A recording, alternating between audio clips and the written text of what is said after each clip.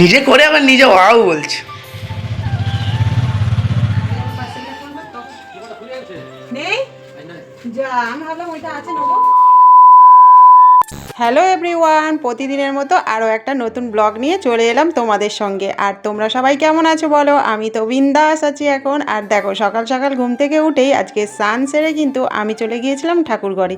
আর ঠাকুরঘরে পুজো আমার কমপ্লিট। আর তারপরে এসে আমি একটু সিঁদুর পরে নিলাম, কারণ স্নান করে উঠলে একটু সিঁদুর পরতে হয়, যে কারণে। যাই হোক, তো তারপরে কিন্তু আমি চলে গিয়েছিলাম রান্নাঘরে, মানে চা বসাবো। আর এদিকে কিন্তু আমি দেখো বাসন মেজেছিলাম, সেই বাসনগুলো কিন্তু আমি দেখো গুছিয়ে নিচ্ছিলাম। আর তারপরে বসিয়ে দিলাম চা। আর এদিকে আমি একটু ভিজিয়ে দিলাম ডাল, কারণ আজকে ভাবছি কি রান্না করব সেটাই ভাবছি। যেহেতু আজকে শনিবার আর আজকে মাছ চিংড়ি কিছুই আসেনি, তাই ভাবলাম একটু অন্যরকম কিছু রেসিপি বানাই।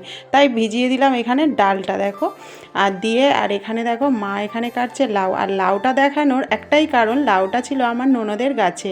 আর কত বড় লাউ, মানে ওই লাউটাকে 4টে না 5টা ভাগ করেছে আর কি। তো তারপরে দেখো এদিকে দেখো ছেলে গিয়েছিল সকালে পড়তে, আবারও এসে সাথে সাথেই চলে গেল পড়তে।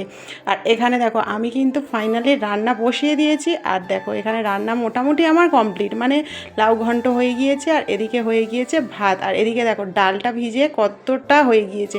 তো ফাইনালি আমি এখন ডালটাকে ভালো করে মিক্সিতে বেটে নিয়ে আসবো। আর এর মধ্যে দিয়ে দিলাম দেখো কাঁচা লঙ্কা, আর তার মধ্যে দিয়ে দিলাম নুন।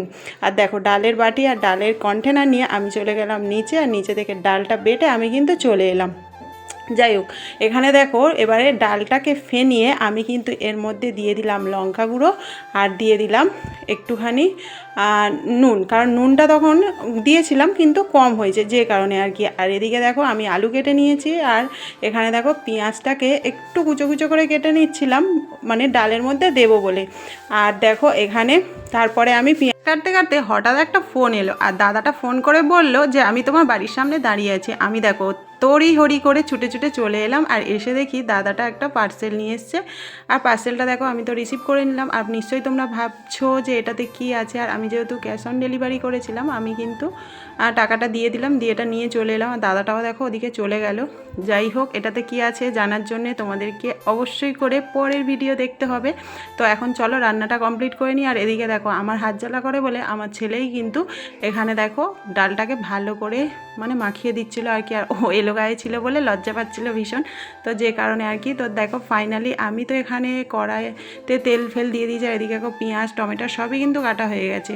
আর এদিকে দেখো বড়াটা ভাজতেও বসিয়ে দিয়েছি। যাই হোক, তোমাদের সবাইকে অনেক অনেক থ্যাংক ইউ আমার ভিডিওগুলোকে এত এত ভালোবাসা দেওয়ার জন্য। আর এদিকে দেখো বড়া তো আমার হওয়ার আগে থেকে আমার ছেলে এখানে সস ঢেলে রেডি করে রেখেছে থালাতে। আর এখানে দেখো বড়াগুলো একদম গরম গরম তুলে নিয়েছি। আর দেখো ছেলের আর দেরি সহ্য হবে না। এখানে দেখো গরম মানে হাতে নিতে পারছে না তাও। আর আমার ছেলে না এইসব স্পাইসি খাবার খেতে একটু বেশিই পছন্দ করে।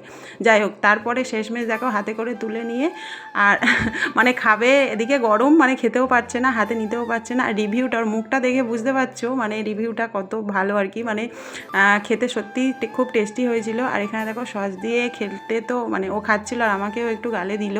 যাই হোক, আমার তো খেয়ে ভীষণই ভালো লেগেছে। আর এরকম বড়া খেতে তোমরা কে কে ভালোবাসো একটু কমেন্ট করে জানিও।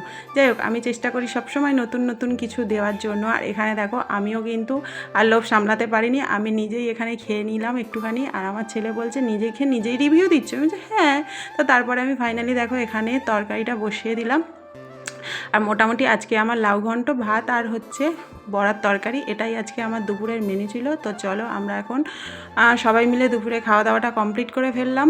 আর তারপরে দেখো সত্যি বলতে একটা বাড়িতে না অনেক অনেক অনেক রকমের কাজ থাকে, তো প্রতিদিন একটা ভিডিওতে দেখানো সম্ভব হয় না, তাই চেষ্টা করি প্রতিদিন নতুন নতুন কিছু দেখানোর জন্য। তো দেখো ফাইনালি দুপুরবেলা খাওয়া দাওয়া করে একটু হচ্ছে রেস্ট নিচ্ছিলাম।